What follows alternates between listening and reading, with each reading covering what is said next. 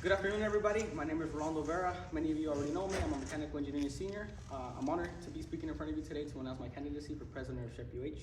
As many of you know, SHPE-UH is an organization dedicated to providing our members the resources and tools needed for them to achieve their academic and professional dreams. And in the past couple of years, we've made great strides in doing so. During my time as Vice President External, I've had the privilege to manage corporate relations with over 25 companies. And through these relationships, we've been able to host a variety of events, including networking, socials, professional development opportunities, and even give some of our students their first internship opportunities or full-time offers. One of the things, as president, one of the things that I want to do is continue to build upon the foundation that we've built for the past couple of years. I'm committed to working with our sponsors, our community, our alumni, and our members to ensure that SHPE-UH remains at the forefront of professional development. But my vision extends beyond just our immediate community. I will leverage our sponsors and our alumni to ensure that SHPE-UH can become a model chapter at the national level for other chapters to emulate. I've firsthand seen from Omari, our president, what it takes to excel in this position. Omari did a phenomenal job working with alumni and also building relationships with local chapters. He even knew some of the presidents personally. I wish to follow a similar structure and host more cross-collaborative events with the local chapters. That includes SHPE-UH, SHPE-RISE, SHPE-UT, and SHPE-A&M. I believe that giving our members the opportunity to network with local SHPE chapters outside of the university will help them develop professionally by giving them more opinions and learn more about what other students in similar positions are doing. It's important to understand what other people are doing in their professional life, because being more educated helps us make more informed decisions about our professional careers. This starts with hosting more cross-collaborative events like volleyball socials, kickball events, any type of events like that will give our members the opportunity to meet people from other chapters will help our members feel a lot more comfortable. One of the things I think that this will do is encourage members to attend national events such as NILA, RODC, National Convention, or Leadership Live.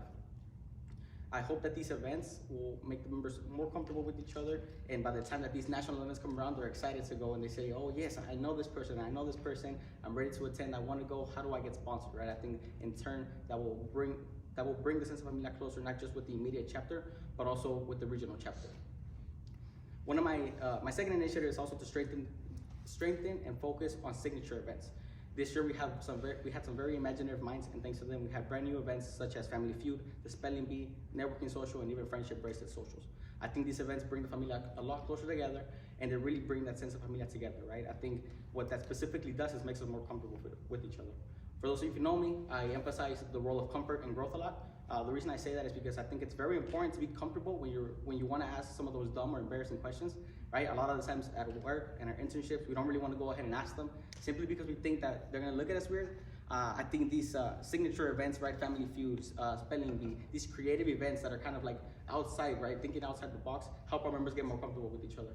At the end of the day, what this will do for us is this will allow our members to be comfortable with each other and go up to Omar, go up to me, and go up to anybody and be like, hey, what do I do if I don't have a visa and I need sponsorship? These embarrassing dumb questions become a lot easier to ask, right? At the end of the day, I think it'll bring our chapter a lot closer and strengthen the sense of familia. I think that by hosting more cross-collaborative events with local chapters and also pushing my leadership team to be more creative and think outside the box with these events, we can certainly become a model chapter for others to emulate. I think with these two things, we can certainly be recognized at the national level. We can show SHPE National that locally we're individually great, but at the same time, let's show them that we're also a team player, right? That we're individually making ourselves better and that we're bringing the chapters around us together as well. Bringing these two events together, I think I'd be a good president for the Society of Hispanic Professional Engineers for the upcoming term. And with that said, one of the things I want to add is one of the main reasons why I'm running. It's not because I want this on my resume. It's not because I want to stand out to companies, but I want to get back to the familia, right? I've been a member of SHPE for about 4 years now. And honestly, a lot of you already know me. I've known you guys for a long time. Some of you I even met through SHPE, and I think that's really important, right? Look to your left, look to your right. How many of you did you meet each other here at this organization, right? At a certain event, right? Maybe it was a professional event, right? Maybe it was a social event. Regardless of what type of event it was, we've all came closer together, and I want to continue to build upon our success. In conclusion, I hope that I humbly request for your support as I seek to become the next president of SHPE-UH.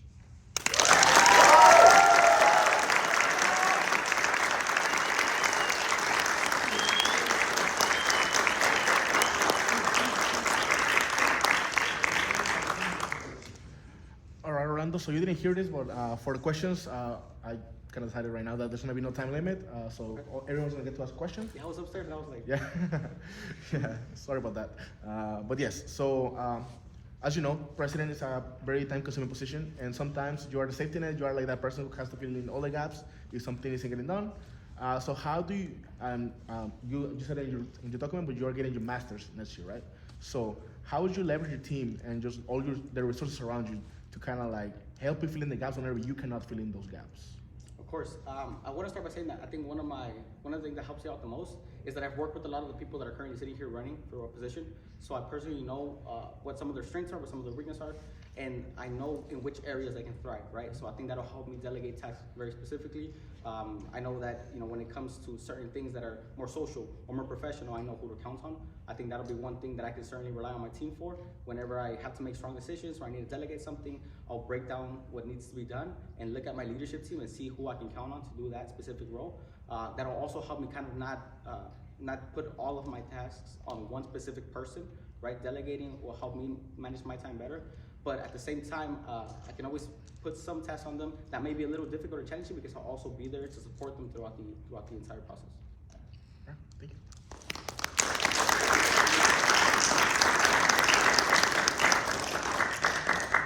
Rolando, excellent job tonight, and congratulations on running for president. So I'm going to talk a little bit about leveraging your resources on the local level.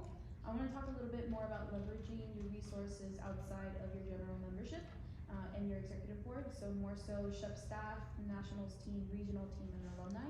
I know you touched a little bit on alumni, but how are you planning on better leveraging those resources for the benefit of the chapter, seeing as some of those are usually on the lower priority list? Of course.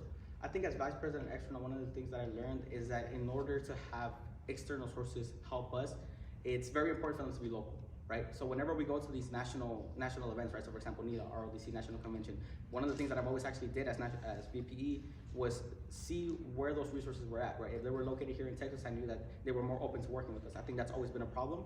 There's a lot of resources, right? A lot of connections that we have, speakers, professionals, but it's very difficult to bring them to the university given that they work outside of Texas or outside of the city, right? So one of the things that I'll focus on is talking to individuals at the local events, for example, SHPE Exchange, SHPE Leadership, Leadership Lab? Yeah, the Leadership Lab is a great example given that it's for our region. So focusing on those small events first and seeing what professionals we're kind of interacting with, and who can we bring as speakers, who can we bring as leaders to just have the organization network with. Start there because I think that we can immediately bring them here.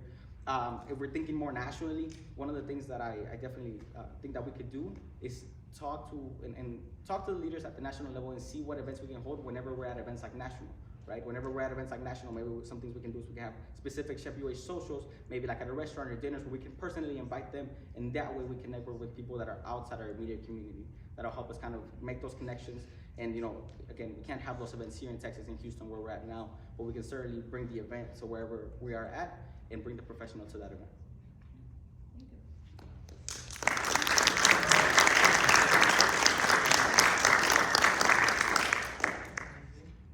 Great job, Rolando. Love your speech. So, as president, you will be responsible for all business concerning the chapter, right? And as we know, people run and they're very passionate, but that doesn't mean there will be conflicts arising, right? So, let's say you're in a situation where there's a disconnect between your e-board and your chairs, and maybe even a disconnect within your e-board. Can you kind of walk me through your leadership management style when it comes to conflict, and the specific steps you would take to lead with that situation? Of course. So fortunately, we've actually, I was treasurer before being VP, and then after, even when I was VP, we actually did see a lot of conflict every once in a while. But again, important thing here is seeing who gets along with who, and personally knowing your leadership board. I think that goes a very, very long way.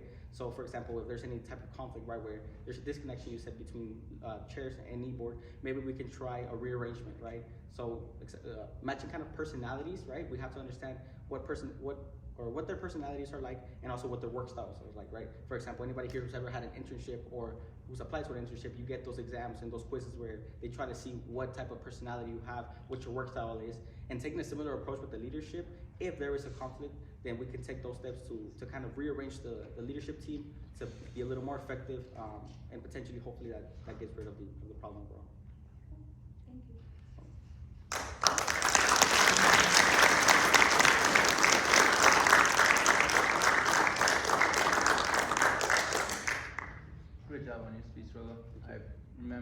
when you joined as a new member, so it's really exciting to follow you grow across the organization. So congratulations on that. Thank you. You mentioned you want to continue building on the foundations, you want to work locally, and you want to be a model chapter. Simple question, what is a model chapter and how do you measure the success of the model chapter? I think that's very easy. I think, when other chapters are looking to you for ideas, when they're looking to you for answers, I think that's exactly what a model chapter is, right? If we have other chapters asking us about our family feud event, about our date auction, about how we throw socials, right? About the way we structure our events and how we're keeping member retention, I think that tells us exactly that we're being a model chapter, right? At the same time, we try to be very intentional about the information that we provide to SHPE National. But even with the reports, right, when we get good grades on our reports, and whenever we're being recognized at the national level, I think that tells us exactly that we're being a model chapter. If other SHPE chapters are asking for our input on an event, that lets us know that we're doing something correct. So I'll look out for those pointers during, halfway through the semester whenever we're submitting our reports, and also at national events like convention in ILA, whenever I network with other presidents and talk about how we're running the chapter. If I see that, we're doing a specific thing that they need a little bit more feedback on, that'll let me know that we're a little bit ahead of the curve. Awesome. And I'm guessing that means you're learning from other chapters. Of course, always. Thank you.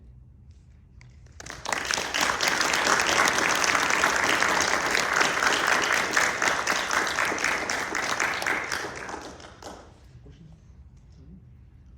Thank you so much, Rolando. Thank you for your time. And good luck.